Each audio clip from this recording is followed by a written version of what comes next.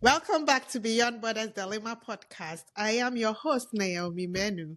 Today's episode is for anyone who has faced rejection, delays, or silence after doing everything right. Setbacks are common in immigration and education, but they are rarely talked about. And that doesn't mean that you should stop the process that you are going through. So joining me today is Dr. Yaw Kusi to share his journey. Dr. Kusi is an extension agronomist and an adjunct professor of soil science at South Carolina State University. He experienced rejection firsthand and is here to share how setback can become redirection. Welcome to my podcast, Nana. Thank you very much, Naomi. Yeah, we will dive right into the interview. So to start, can you tell us a really short story of your journey from being in Ghana to becoming a professor in the US? Okay, thank you very much. So I got my bachelor's degree in 2011, and for folks that are listening, that's how I got to know Naomi. Yeah. We were classmates from 2007 to 2011 at Kwame Nkrumah University of Science and Technology, and we also happened to share the same advisor during our final year.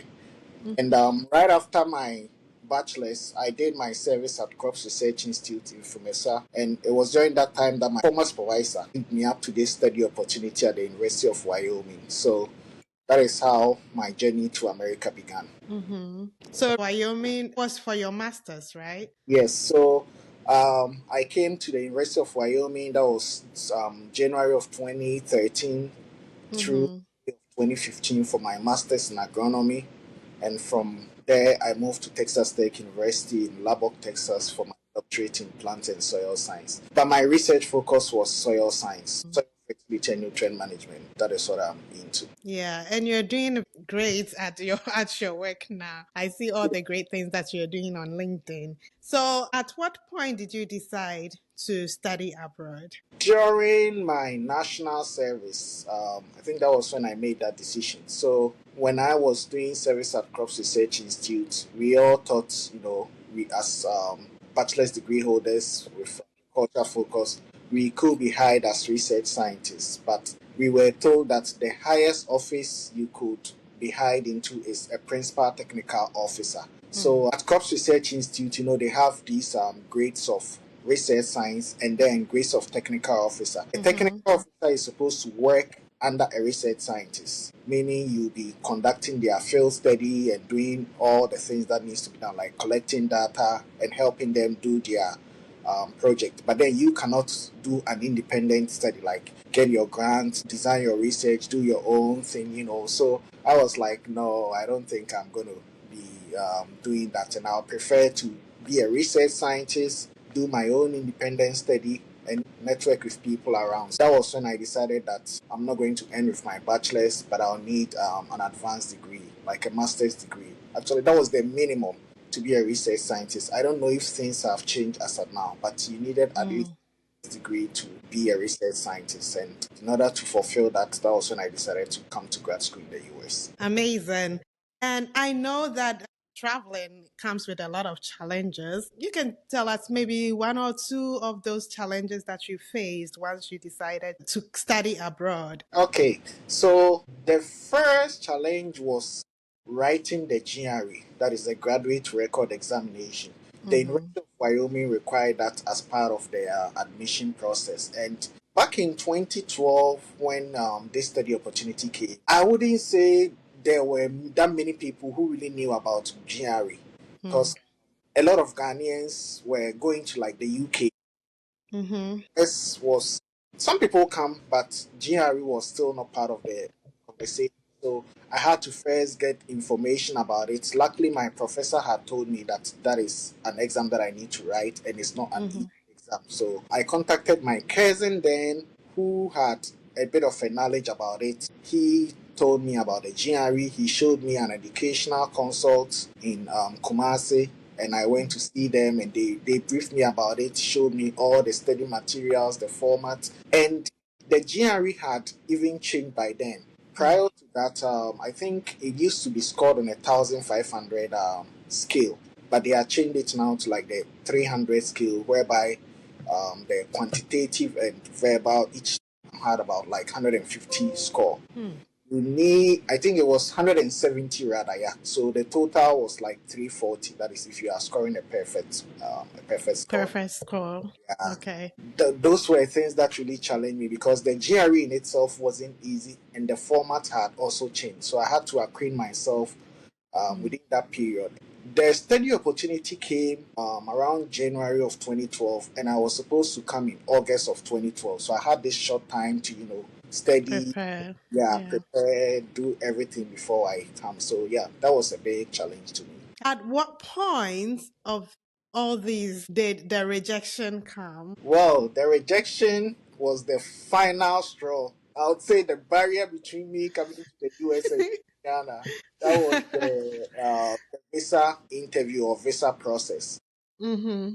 Everything, having passed my GRE, having met all the requirements to be admitted, I had to go for my visa at the US Embassy. This was in August of 2012. I remember very well. I was refused the visa because my I was late in like coming to school. So if you look on your I-20, they always have a date that is stated that this student has to report to this school. Reports. Yeah, Okay. I Did didn't get the guidance with everything in time, especially with paying my service fee. mm, Yeah, it used to be like $200 back then. Getting somebody in the US to pay that fee for me was delayed. So by the time I got my I-20 and everything and went for the interview, the date that I was supposed to report had passed, and mm. I was refused the visa. So yes, that is that was the biggest blow, the biggest setback that I had. Yeah. Someone might think now you have the I-20, so whether the date has passed or not, you could still push through, but that is not the case. So did these setbacks come unexpectedly? I don't know if you knew that by going in and you are late to reporting, you'll be rejected. It was a 50-50 thing. I kind of felt once I go in and I explain my situation, they were going to understand me. Mm, So the thing was, I should have requested a letter from my department before going for the interview, and I overlooked that only to go mm. and yeah, be rejected. So yeah, it was kind of expected, but not the way I You wished it would have happened. exactly. Yeah, Yeah. Okay, great. Great. And how long did it delay your plans? Because let's say a semester is what, 3 months or 4 months? about 4 months. Yeah. Yeah. So if you are delayed or denied for the first semester, that means things have to push back. So how long did that rejection delayed your whole process? Yeah, so I was supposed to come in fall of 2012, and already I was late. By the time I went for my visa interview, it was like end of August. Mm-hmm. I was rejected. There was no way I could come that fall, so I had to defer to spring of Okay. 2013. So I had to come in January of 2013. So altogether, about 4 months of delay. Hmm. But they still kept your funding and everything for the Yes, spring. yes. So when I was rejected that very day, I remember it was a Friday. Right after leaving the embassy, I emailed my advisor, that's my major advisor, and then also Mm-hmm. the department head. And that was when they told me they were going to defer my program to spring, and everything remained the same. The Okay. research, the funding, everything. So they contacted the international students office, and I think by the Monday or so, they emailed me that they had gotten me a new ID to come to school in spring. So when this happened, when did you reschedule for the interview? So I did that in December of 2012. I remember very well. It was just a couple of days after the December 2012 elections in Ghana. Oh, okay. And I also felt I needed to relax because the whole thing was so stressful from that time that I wrote the GRE in June. And Mm-hmm. this is something that I even just remembered. When the Mm-hmm. first came, the study opportunity came, that was Mm-hmm. January 12. My advisor had told me I was going to report January of 2013. And so he told me to take my time, study for the GRE, Oh, I all see. Yeah, so I remember I studied and wrote the GRE in June of 2012. After I passed, that was when he told me the funding agency had released funds for the research to begin, and so they have You now brought. have to now rush. Exactly. So this was what actually caused the whole, like Mm-hmm. trying to get everything in time. So I remember very well when I was refused the visa in August, my family were like, well, now that they've given you January, it feels like what is meant to be will be. And that is exactly when you are supposed to. The initial thing. Yeah. So I think that's why the deferment wasn't a big deal for them because that was the initial plan. And then Mm-hmm. we fell back and now we went back to what was. Okay. That makes sense. Did it ever made you question yourself? Because I mean, that was your first time going for a visa interview and you being rejected. And then if you question yourself, what were the things that were running through your mind? Yes, I question myself a lot because I put a lot of effort into the preparation. I had to get a passport first and foremost because that Mm-hmm. was the ID that was needed for the GRE. And to get a passport, I had to also get a birth certificate, like the new birth certificate. So I got that Mm-hmm. passport. And every evening, I remember I was then at Corps Research doing my national service. I had a friend who was a master's student at University of Ghana, Legon. He was also working on his master's and working on his thesis. We used to go to crops research every evening. After Mm. we used to go there to study. Yes, my friend Dr. Peter Ofuriamuako, he can attest. Wow. Yeah. So I felt like I put everything into it, and this is also money. Like it Oh involved money yeah. from the passport to GRE registration to buying the materials, going to Accra to write the exam, going for the visa interview, paying all these fees.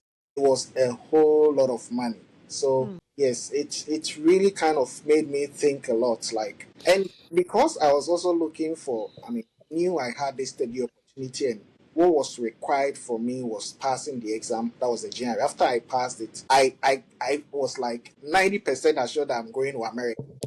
Looking for a job wasn't even part of the things that I was doing then. And yeah, by the time I realized the opportunity had gone past, I didn't look for a job. I wasn't prepared for staying in Ghana. So, Mm-hmm. so I was thinking a lot for that 4 month period that I was in Ghana. That's between or September of 2012, let me say, through December when I went back for the visa, inter Mm-hmm. visa here. There was a whole lot going through my mind, like, Yeah. for job, what is next, and all that. Yeah. Although you still had hope that you might go in spring, but now you are weighing what could happen, both the negative and then the positive aspect. What if I go and then I'm rejected again? Now I have to look for a job. Exactly. Yeah. Yeah. And one thing too is, when I was studying for the GRE back then, when we were having national service, a lot of my friends who were working with me used to see me because we go to the field, we go work, and then as soon as we come back, there was a library at Crop Research Institute. I will go upstairs there and study. That's my Mm. before we even go back in the evening. Before myself and my friend Peter will go in the evening, I'll go and study in the afternoon. So it's like everybody has seen you, and eventually I passed the exam, and everybody is expecting to, be in America. And To be gone. yeah, and then in between that September and December, some friends will call your line and you pick up and they're like, "Oh, really? Are you Oh, you still are here?" still here? Yeah, you just don't know how to answer that. But you know what? Things Yeah. happen. Yeah. So I feel you. uh, That's interesting. How did the rejection and then delay affect you emotionally? I mean, you just mentioned a little bit about it, but emotionally, what was going through your mind? a lot, as I said. What Yeah. next? Yeah. Am I going to work here? How do I explain, friends and people who had hope that, hey, you are going to America? You wrote GRE, you passed. What is like what is the reason What are why? you still doing here? Emotionally, yeah, it caused me a lot of pain. Hmm. Yeah, it's part of the process. Eventually, Exactly. after coming here, I got to know a lot of people get refused, and Hmm. yeah, some apply, they are able to make it. Some apply, they don't get in. So Yeah. I was lucky. I went the Yeah. time and got it. I'm so glad we are talking about it and you being successful. That will give someone hope because sometimes you have to go through the rough patches to get to your destination. So I didn't have to write a GRE, did I got rejected. So I wouldn't be that impactful if I'm telling my story. But you who had gone through that definitely is going to help someone who is experiencing the same thing. So I'm glad you are here. Did it impact your confidence or sense of identity? To answer that question, I would say yes, because the counselor, anybody who has gone there and been refused, they will never tell you exactly why they refused you, and you kind of wonder if they didn't Hmm. understand what you were saying, or you go sit there and you are wondering, did I have to, like, what should I have said? How should I have said it? That's a new thing I'm hearing. They don't tell you why you were denied. No, so they Oh. give you the same letter. Everybody who goes and gets rejected, as Hmm. far as I know, is the same letter. That is whether it's for business, whether it's for school, whether it's for family visit, whatever. So And what does the letter say? I don't remember everything like verbatim, but I know it states something like, based on the consular officer's evaluation of your responses or evaluation of you or something, they don't deem you like qualified or fit, or probably they use some word there. Yeah. Yeah. I mean, I just wanted how in one sentence, like it's just a rejection letter, not to actually tell you what went wrong. No, these letters are typed and they are there, so it's Oh, just taking a copy and giving. Yeah, yeah. The paper is there, like those prints. oh, I So they see. give it to you Interesting. together with your passport. So Because I know if you get it, they will take your passport. exactly, yeah. So But those, this one, they put the letter in your passport and give it back to yeah, you. yeah, they Okay, give it. got you. So it's not like they go sit there and type anything, but it's based on the questions that they ask you that make.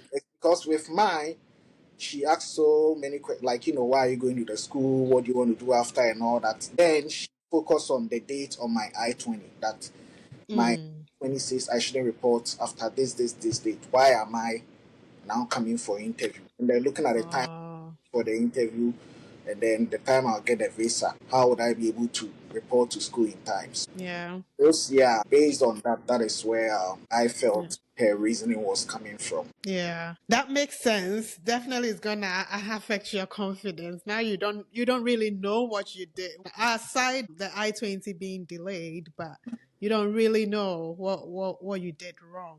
Exactly. So yeah, that's interesting. I thought they give you a letter to explain things to you so that you don't make that mistake the next time. No. But that's not the case, I guess. It's good thing for people to know. Were there moments of self doubt or comparison? Like you said, you were studying with another friend. Let's say that person already left and you're still here. Were you like comparing yourself to other people and yeah, trying to doubt yourself because of your situation? Okay, so my friend that I was studying with, that was my friend Peter, who was then, he was doing his master's at the University of Ghana in Legon. So Mm-hmm. studying to travel. He was like, we go to study. When I'm studying for the GRE, he was working on his thesis. So it was just the companionship, because we're, Mm. something academic, and that is how we used to go there and study together. But I was the only one for the GRE. So you didn't know anyone who was doing the same exercise? Yes, so I had friends. I had a lot of colleagues. I mean, so all these people, let's say they got it and you are still there. So how are you like feeling? Yeah, that was the sad part. Yeah. When they left and then I didn't get it, you feel like, yeah, you are a failure. I as I said, the very day that I had that rejection, the university deferred my admission to spring. So that was the only hope that I had, that I have the chance to make it again. If they had totally rejected, like deferring my admission, then I'll know that this was a total failure. But because they Yeah, deferred it, yeah, it gave me some light hope. hope. Yeah. How did your family and the community around you react to this? Yeah, it's interesting you're asking about that. Once you you face that, you yourself, you condemn yourself right away. So when I even came from the Oh, wow. university, I called my dad and I was like, this is so happy. He was shocked. He was really like, what did you do? That is the question. Yeah. What did you do? Definitely, they will blame you first before they even ask what the situation is. Yeah, yeah. Yeah. And And that's it's not like they are disappointed in you because they know you have all it takes to get through it. So they are also curious what went wrong. But you know our Ghanaian parents, they will still blame you anyway. exactly. And the thing is, you feel like once you've passed the exam, because for me, that was all that I knew was there. Major Yeah. to required that pass the exams and go. So you feel like this is all that is required. And you don't think that the interview, like you could go and be rejected. Because I have Yeah. friends from the university and I've passed the exam. And what else? So the issue of that part was really, really like, Yeah. yeah, frustrating. Very frustrating. So, And what helped you process the disappointments yeah, as I without giving up? Yeah. said, looking at the effort that I had put in, the money, the time, and then also being given the opportunity to go back in spring for the interview. That was Mm-hmm. the hope that I had. Yeah. Make it right. Exactly. So now let's talk a little bit about how you reapply and then the adjustments that you had to do. What changes did you do the next time you went in? Okay, so I went to an educational consult. That's where I went to register for the GRE. I now went for tutorial, like visa Oh, interview. wow. Yeah, I don't want to mention the name of the educational Yeah, that's fine. because yeah, I don't want to sound like I'm endorsing them. But I went. I took my I-20 to them. That was the new one, the spring one, for them to go through. They had to coach me, just to bring back my confidence. And then Mm-hmm. also my friend, Dr. Henry Sintim, who is now at University of Georgia, he now was also being recruited to University of Wyoming. We were coming together. Now Mm, of me and him, talking. I was also coaching him because I had done the application, and yeah. all of that boosted my confidence. And he also was encouraging me that, yeah, this time we are going to do it. And God being so good, we both made it. So now that you mentioned you had to go for a training, in hindsight, did any mistakes become clearer to you aside the I-20 being delayed? Personally, did you feel that there were some mistakes that you made that based on the teaching you could correct? I don't remember anything like that.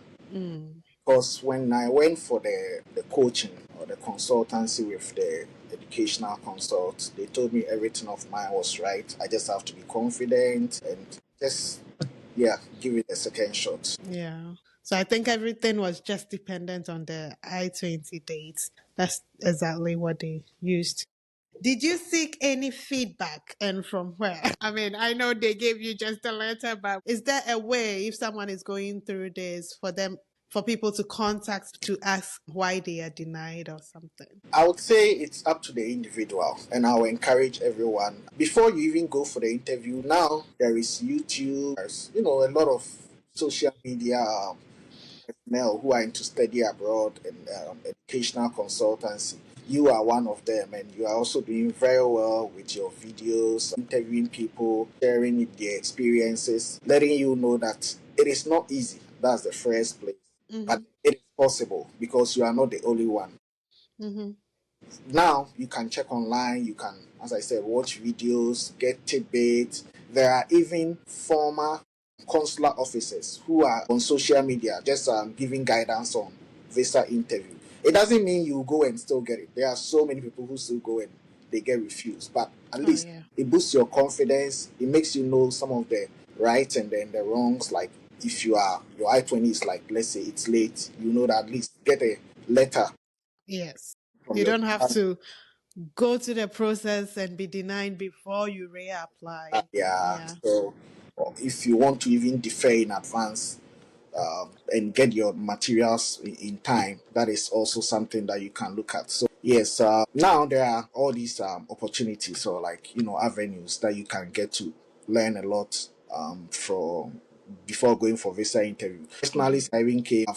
connected with a lot of people in Ghana who were going for visa interview, coached them. Some got it, some didn't get it. It's just the way it is. Yeah. I don't know how the system is, but people think for school it's a surefire you are going to get it, but that's not the case. Sometimes people are denied. So I love that people are positive, but you should also leave a little bit of room for disappointment because it can happen. But then do everything that you can, be as confident as you can on the D Day. And also know that anything can happen. It's not up to you. Obviously, if you're a believer, you definitely would pray about it and you leave it to God. Yeah. So, did you have to do a mind shift when you were denied? What did you have to do to shift your mind from being rejected to being someone who is confident enough to go in and then secure a visa? Yes, so when I went for that educational consultancy coaching, I knew that it's just my confidence, spending a bit of time watching like some videos and like knowing that, hey, this is my last chance. I have, at least that's the thing, I have the opportunity to go back again. And I can't sit down and, cry or cuddle. Yeah, you have the chance. You can make it right. And that Yeah. will just make you forget about everything. We are talking about it now. It seemed maybe funny or a bit trivial, but this was few my Yeah. I don't know Yeah. if I wasn't able to make it the second time. I don't know whether I'll be Yeah. Ghana and what I'll be doing. I don't know where in this world I would have been. I mean, it's not only through school that people come to America. Who knows? Maybe that would have been my only chance to come to America. Maybe there could Yeah. have been that way. Yeah, it was just knowing that I have another chance, everything in time, and I don't have any excuse. I've gone for coaching, and it's just go give it your best, pray to God, have faith, and everything is going to be all right.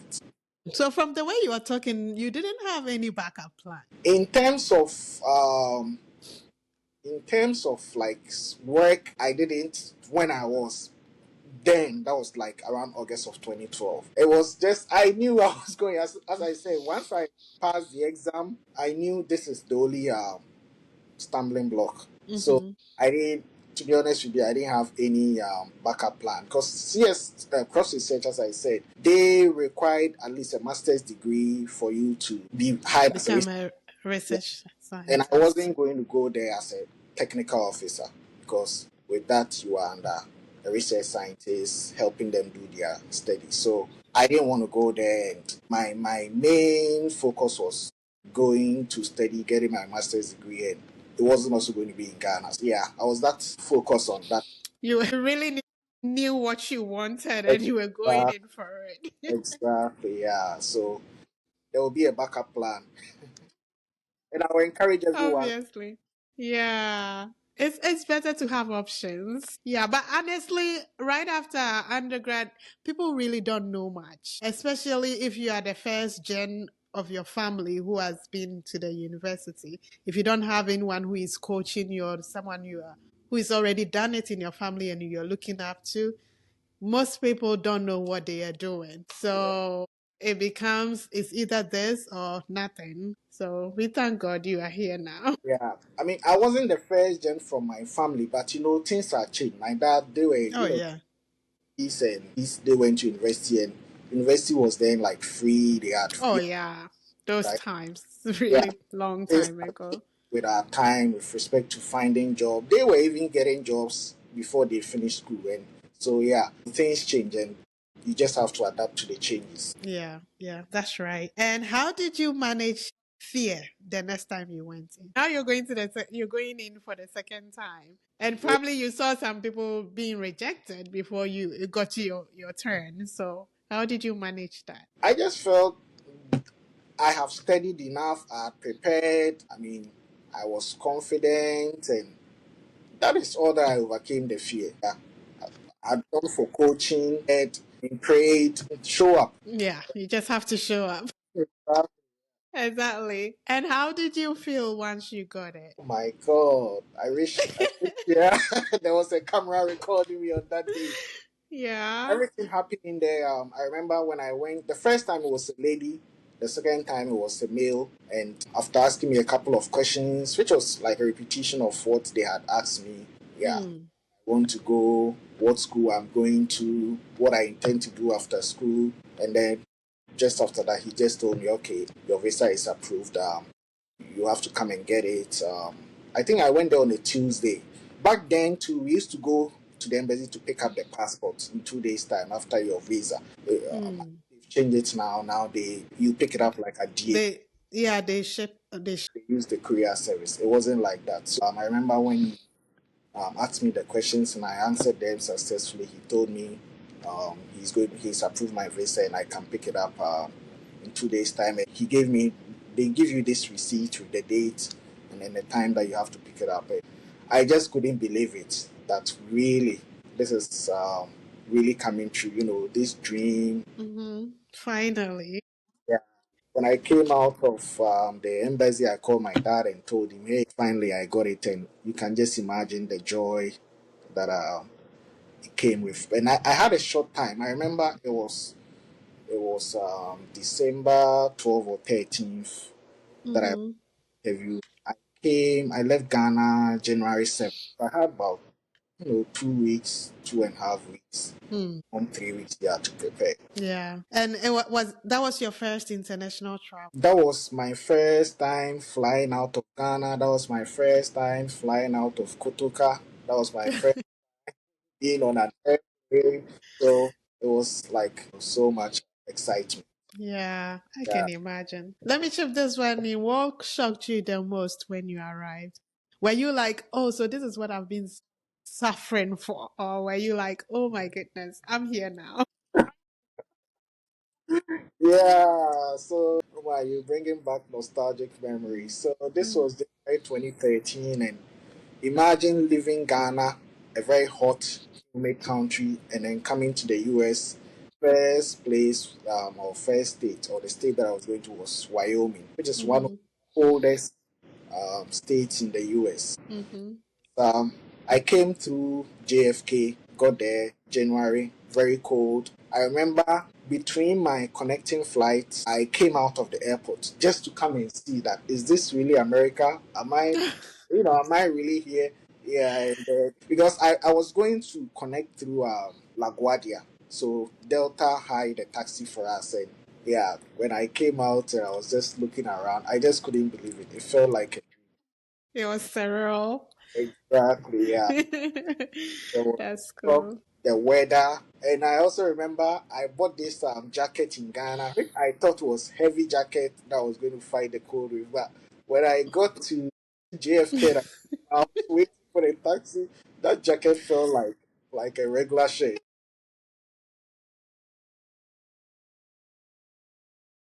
Yeah, it always hits you hard when you come in spring. Now let's go to the advice section. What advice do you have for students or immigrants facing rejection right now? My advice is they shouldn't give up.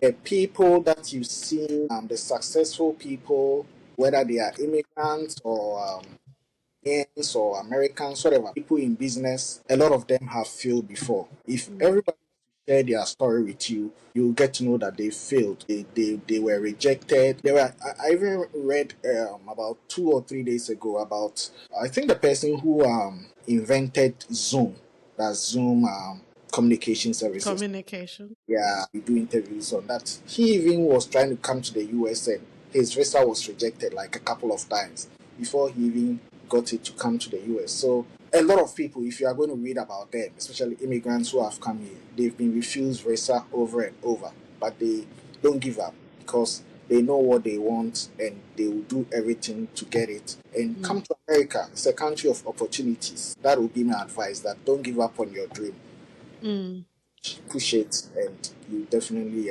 realize it. mm. Is there a situation that you would advise someone to pivot and just let it go? Situation.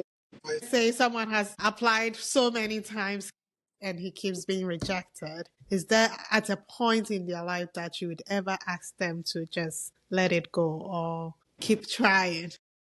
Okay, I wouldn't say let it go. I mean, find out the reason why, because you can't do the same thing and get different results. If you haven't gone for coaching, then you need to go for the coaching. Let the Mm-hmm. expert look at your materials. What I've realized is a lot of times it is the funding part that hinders a lot of people from coming to study here. Mm. If you don't get like funding and then you have family supporting you with bank statements and all that, I think that is something that I've seen that sometimes the consular officers don't believe it, or they are kind of like, why would you spend all this money to go for a bachelor's degree or something in America? I feel if you like contact schools, you show interest, contact professors, let them know you are interested in their research. A lot of times they have funding to take you in, especially if you are coming into grad school. Mm. So you don't just have to give up. Find out exactly what is wrong, what are you doing wrong with your Mm-hmm. application, and then fix that one and give it a try. Definitely something positive will come out of it. Amazing. And what would you say to someone who feels stuck or in limbo after rejection? Never give up. That is what. That's the theme for today. Never give up. Yeah. Are there any resources that you would want people to look into? I mean, not only after rejection, but like when you're doing the process of wanting to study abroad and all, are there any other resources you would recommend for people to look into? Yes, as I said, a lot of are available online now. Social media, there are a lot of immigrants, and for that matter, for being Ghanaians, there are a lot of Ghanaians who have started this study abroad. They are doing talks. They have podcasts guiding people on how to apply. Schools, universities now even go to like Africa. My own university or my former school, University of Wyo, I follow their international office. They've been to Ghana even before to recruit students. Go for such programs. You go, you hear something, you learn something. They would tell you about scholarship opportunities, funding.